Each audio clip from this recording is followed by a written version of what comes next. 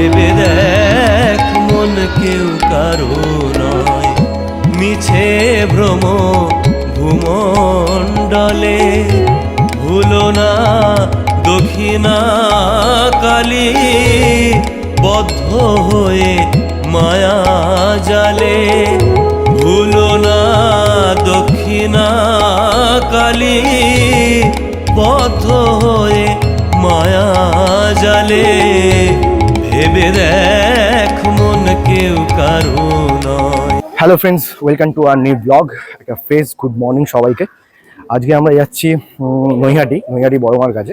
অনেক দিনের প্ল্যান ছিল সেখানে পুজো দেওয়া, তো ওয়েদারের জন্য হচ্ছিল না। সো আজকে আমরা বেরিয়ে গেছি চারজনই। পেছনে দেখছো তিনজন আসছে। অনেকটা লেট হয়ে গেছে অলরেডি, আমাদের 10:30 বেজে গেছে। দেখি ট্রেন ধরবো বেলগড়িয়া থেকে, দেন যাবো। ভিডিওতে পুরোটা দেখাবো তোমাদের, কোথায় থেকে কীভাবে যাবে নৈহাটি, কীভাবে পুজো দেবে, সব এই ভিডিওতে থাকবে। তো একদম স্কিপ করো না, ভিডিওটা দেখতে থাকো। তো ওখানে গিয়ে পুজো দেওয়া হচ্ছে, চলো যাওয়া যাক, তোমাদেরও দর্শন করাবো বড় মার কাছে, চলো। এখন আমরা রয়েছি বেলগড়িয়া স্টেশনে। এখান থেকেই ট্রেন ধরে সোজা চলে যাব নৈহাটির উদ্দেশ্যে। এখন এসে পৌঁছালাম নৈহাটি স্টেশন থেকে বেরিয়েই কিছুটা এগিয়েই ডান দিকে রাস্তা ধরে সোজা চলে গেলেই পড়বে বড় মায়ের মন্দির। সেই রাস্তা ধরেই আমরা এগোতে থাকলাম। রাস্তার ধারে চোখে পড়লো প্রচুর ডালার দোকান। সেই রকমই একটা ডালার দোকানে এসে নিয়ে নিলাম পুজোর ডালা। দেখতেই পাচ্ছ মালা, মিষ্টি, আলতা, সিঁদুর দিয়ে ওনারা পুজোর ডালা বানিয়ে দিচ্ছেন। এখানে যে কোনো ডালার দোকানেই তোমরা জুতো রাখার জায়গা পেয়ে যাবে, আর মোবাইল মানিব্যাগ নিয়ে তোমরা নিশ্চিন্তে মন্দির প্রাঙ্গণে প্রবেশ করতে পারবে, সেরকম কোনো রেস্ট্রিকশন নেই। আমরা যেহেতু সানডে এসেছি আর কোইন্সিডেন্টালি আজ অমাবস্যা, যার ফলে প্রচুর ভিড় হয়েছে।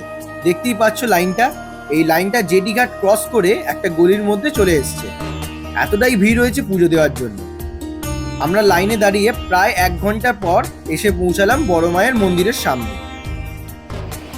এত ভিড় থাকা সত্ত্বেও লাইন কিন্তু খুব স্মুথলি এগোচ্ছিল।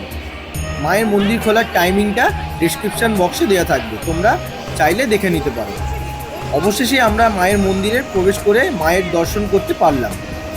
সেই মুহূর্তের অনুভূতিটা বলার মতো নয়। অনেক দিনে আশা ছিল মায়ের মন্দিরে পুজো দেব, মাকে সামনে থেকে ভালোভাবে দর্শন করব।